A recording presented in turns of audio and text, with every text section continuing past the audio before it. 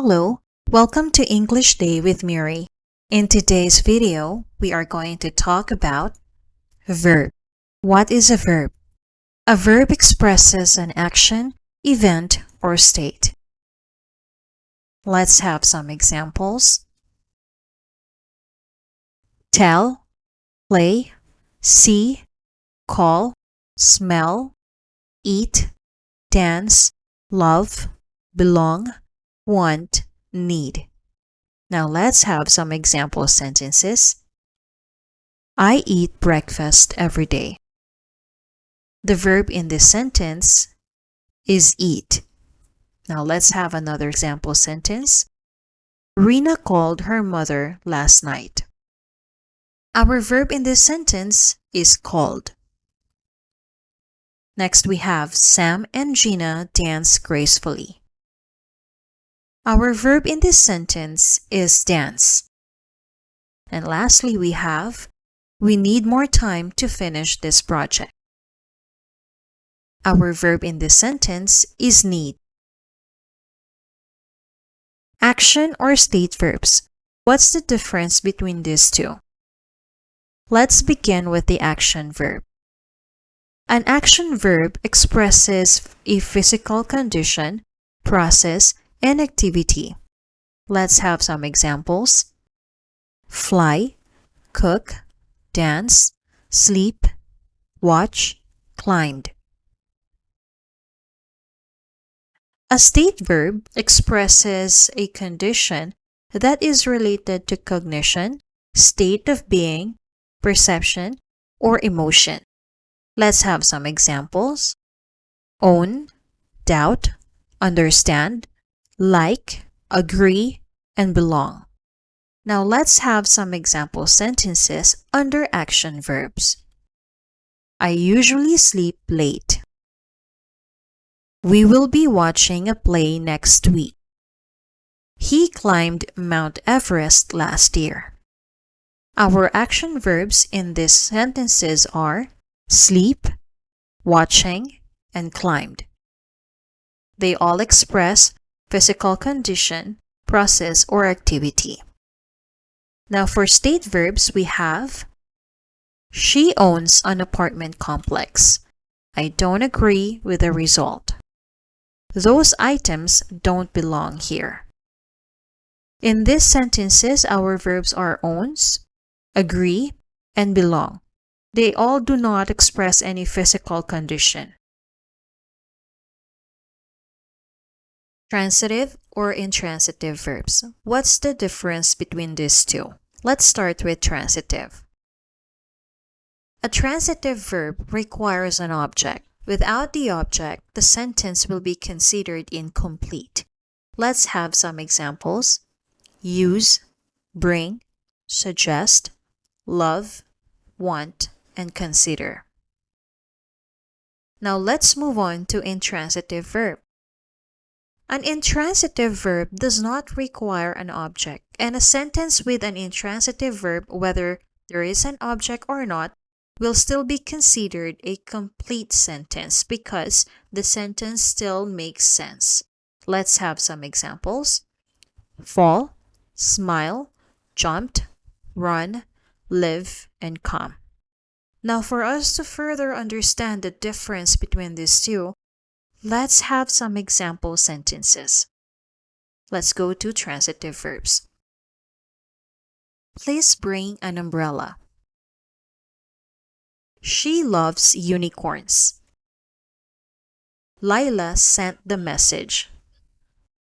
Now, if you take a look at the first sentence, please bring an umbrella.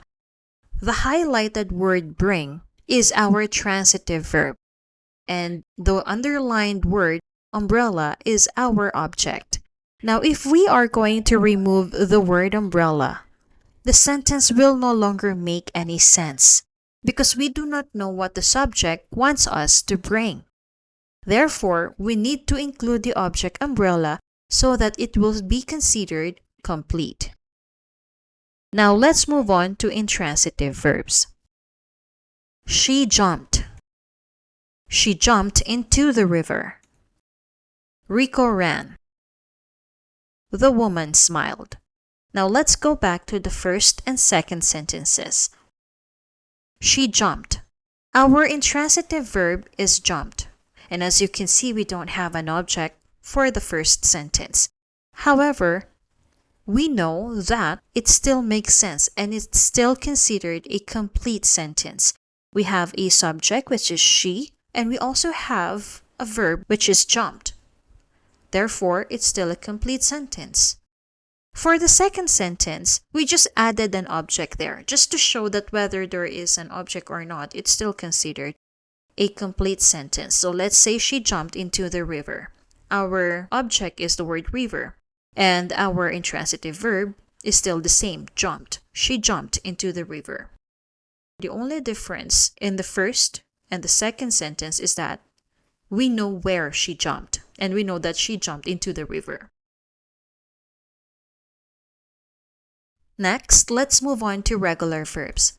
Regular verbs conform to the usual rule for forming the simple past, meaning we have to add d or ed at the end of the base form of the verb. Now let's have some regular verbs in their base form. Play, remain, help, watch, search, and pick. Now let's have these regular verbs in their simple past form.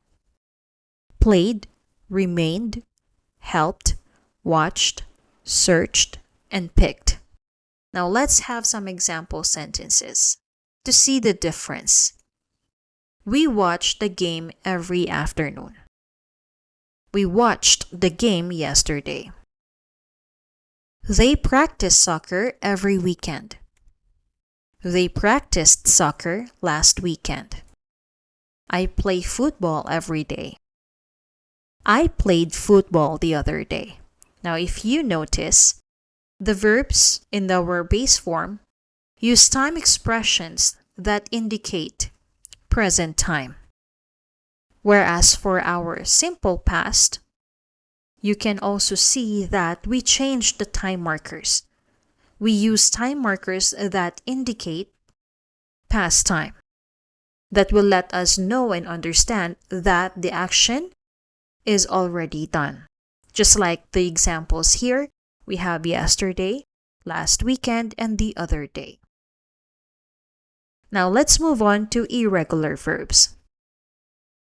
Irregular verbs are the exact opposite of regular verbs because they do not conform to the usual rule or standard. What do we mean by that? We do not add d or ed to make them simple past. Sometimes we need to change the spelling, or some irregular verbs do not change spelling at all. Let's have some examples. Catch, teach, sing, eat, hit, and put. Now let's have these irregular verbs in their simple past form. Caught, taught, sang, ate, hit, and put. Now let's have some example sentences. I teach kindergarten students.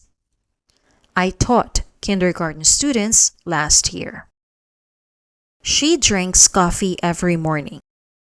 She drank coffee with her friend the other day. I put honey to my tea. I put honey to my tea before, but now I don't. Now, if you also check, we use time markers differently. Now, if it's in the present time, we use time markers that will indicate present time. Now, if it's in the past, then we use time markers that will show past time, like last year, the other day, and before. Now, if you also notice, we changed the spelling of some of our irregular verbs, and there is one that did not change at all. If you take a look at teach, since it's in the present time, I teach kindergarten students, so this is what I do now. But then when we use the simple past, taught, we also changed the time marker. We said last year.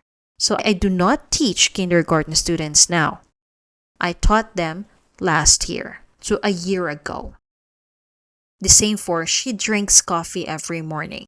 Drinks became drank when we made it into simple past or when we formed its simple past.